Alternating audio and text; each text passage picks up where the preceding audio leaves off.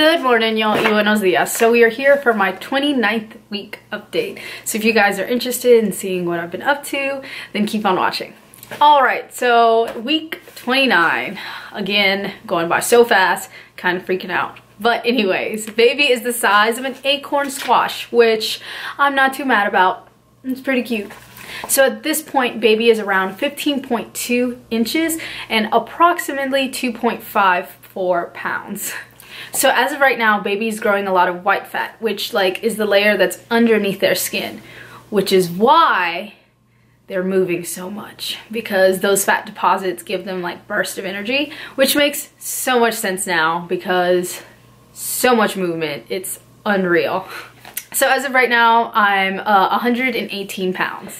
My mood, I've just been hype. It's just kind of really kicking it into gear. I'm seeing like a lot more progress and, you know, just counting down the days and like thinking about how many weeks are left. And yeah, so I'm just really excited at this point. I've been craving a lot of crackers, which it just goes along with the whole avocado toast thing because I've just been putting avocado on crackers. And so yeah, just been eating a lot of that lately.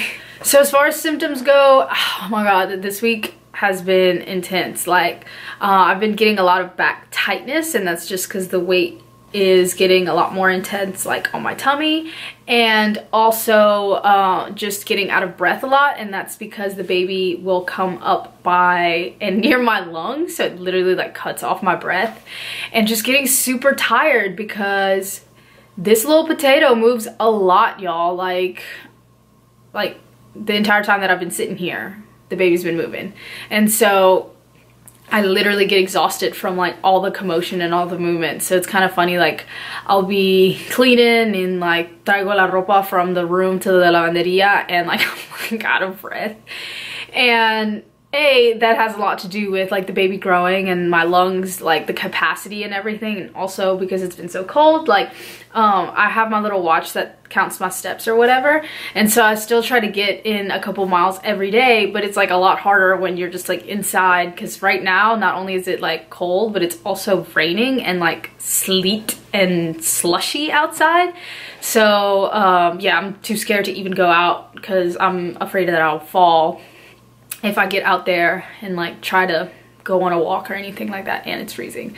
But yeah, so out of breath, back super tight, but I'm really excited because we're actually on our way to Springfield in a few. Zach's getting Luna ready and everything like that, and I'm gonna have a prenatal back massage, and I'm so excited. I got that for Christmas. Zach had given me that for Christmas, and I'm finally cashing it in. And oh, I'm so excited. I'm so excited because they're gonna put like all kinds of like really good oils running in the air, and like I'm just so excited. I think I had mentioned this in like one of my other videos, how that's like one of my bougie like go-to things that I love that I can never do often because it's expensive. But like going to the spa, it's so funny because even when we were in college and like just didn't have any money to be doing anything like that, like I would save up like all year and get myself like a back massage or like a facial or whatever. And like since then I've always loved it. I just love the idea of just like taking that time out and like completely blocking it out. And oh, it's great, especially now like with Luna.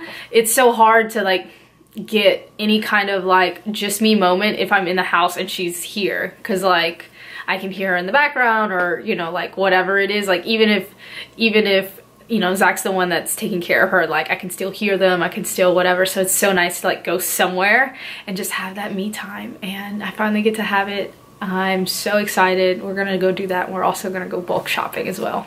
So as far as sleep goes, I've been having to like flip every, I don't even know, because like I don't have a clock or anything in the room, but like every so often, maybe every couple of hours, I have to like flip from one side to the other because I like my back starts hurting, and I have the pregnancy pillow, but I still get like some kind of, I don't know what it is, like it's like a combination of like out of breathness and oh my god, ow, that was a really big kick. Woo. anyways, it's a combination of like out of breathness and my back tightening up. And so yeah, so sleep, I still get like plenty of sleep. It's just like I wake up every now and then.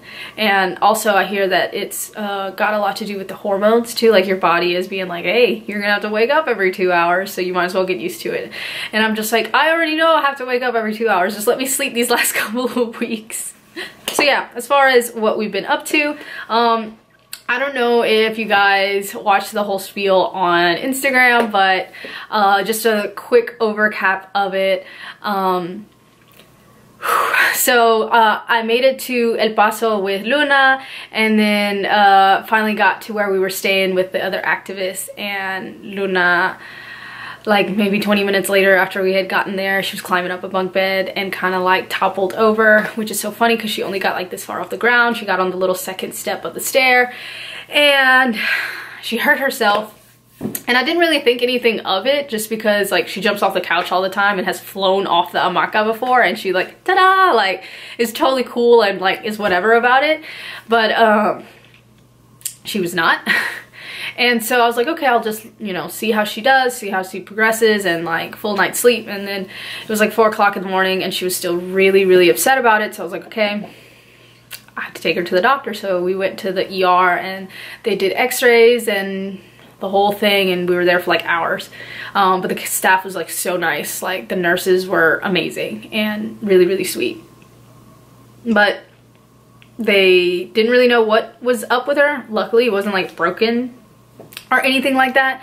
And so they said, you know, we are thinking that worst case scenario is just like a really bad sprain. And you know, they put like a little cast on her, which as a parent, it hurt my soul and I was like sobbing the whole time. But as someone looking at Luna in a cast, it was like really funny because she was in a cast. But she did really well. She's so tough. Like she's so unfazed by stuff like that. And so she was like, Mama, gusano. She would say she was like a worm and she would crawl everywhere. But anyways, so after that, the doctor said that she can't put any weight on it and that, you know, that we should go home is what she suggested. She said, you know, like obviously you do whatever you think is right, but I would suggest that y'all go back home so that she can rest. And I was like, of course. And so I booked my ticket to fly back the next day. You know, we'd just gotten there, and the flight gets canceled once I get to the airport. And so it is like probably 4 o'clock and they cancel my flight till the next day. So it was like awesome. And so they were like, okay, tomorrow at 9. It's like, okay. So tomorrow at 9 comes around and I realized that I have a standby ticket and not a ticket, which means that I have to hope that 10 people don't get on the plane so that I could get on the plane. Clearly, I didn't get on the plane. So 9 o'clock came around, 11 o'clock, 2 o'clock, and 3 o'clock, and I was on standby. Me and Luna were on standby for all 4 of those planes and we didn't get on. And so clearly I was uncontrollably sobbing in the airport with Luna with her broke leg, me being, you know, like 7 months pregnant and tired and hungry and like all of that. And some guy came up to me and he was like, hey, how about we switch tickets? Because I wasn't like booked until the next day for 9, like my actual ticket, not a standby ticket. He was like, I fly out at 7:30. You can take my ticket and I'll take the flight for the next day. And I was like sobbing even more. I was like, thank you so much, you know, whatever. And he was like, yeah, you know, I know the struggle. Like my wife travels with both of our kids and something similar happened to her before, and I feel like it's my duty to pay that back, which I thought was like the sweetest thing ever. And so we switched and we flew back home at 7:30, and we got home and it was like almost 9. Well, we got to the airport and it was almost 9, and then once we were there, I had to carry, you know, the book sack that I had all of our stuff in, my carry-on bag, Luna's car seat, and Luna, because Luna couldn't walk. And so I looked like the most ridiculous person ever in that airport. I was telling everybody that like how I wish I had like reality TV show cameras following me because it was just that ridiculous. And everyone at the airport, like there was a big group of us waiting for like like they were waiting for the bags and stuff, and she was like, I can watch your baby while you go get your car, because the car was in long-term parking, so I had to like come and bring it around or whatever. And I was like, I know, and you seem really sweet and you seem like a great lady, but I'm not gonna leave my baby with a stranger at the airport. And she was like, no, I totally get it, I understand. I was like, yeah, you know, just not gonna happen. And so she was really nice, and she paid for one of those little buggies, like the renty buggy things that you put all your stuff in. So I did that, and then like all my stuff was like falling off of it. It was ridiculous. I put Luna's car seat in, and I sat her in the car seat so that I could push, because like I literally didn't have enough arms to carry all the stuff. And so then I walk outside and it's like 12 degrees and everything is frozen over. And I couldn't find the car in the parking lot. And the car beeper thing wasn't beeping, and I was like, oh my god, what am I supposed to do? And so I finally found the car, and it's all black ice, like the whole parking lot, because it's long-term parking and no one goes there. And so like the car door was jammed because it had just rained, and then it froze over. So it was like just a whole mess. And then it took me like 2.5 hours to get home because of all the snow and the ice. And guess who's never driven in the snow before? Me. I'm from Louisiana. We never have that issue ever. And so I was like, A, aware that it's very dangerous, and B, I was just like scared in general. And so I was driving super slow. I was literally going like 35 miles an hour. And so finally make it home and just become one with my bed, because I was just so exhausted. It was such a long, ridiculous amounts of just chaos, and I'm just glad to be home. And it was super unfortunate, and I had like a breakdown. If you guys saw on Instagram, y'all saw the breakdown. And I was so grateful for all of y'all who had messaged me and sent me prayers for Luna and good vibes for Luna, and had her healing in your intentions. And I mean, like all of that, just I felt it in my heart. And I just want to thank every single one of y'all who had messaged me and was so sweet and helped me through that, because I literally felt like just, I don't even know, like I said, if y'all saw, I was a mess. But luckily we're back home, and Luna has been walking for the past couple of days, which I'm so glad for. Like I said, she's so tough, and like she's so unfazed by stuff like that. And yeah, now she's walking. She's like, mama, ya no me duele. Like, she's so funny. But yeah, that was the chaos that has been going on. And now for the bump. Boop.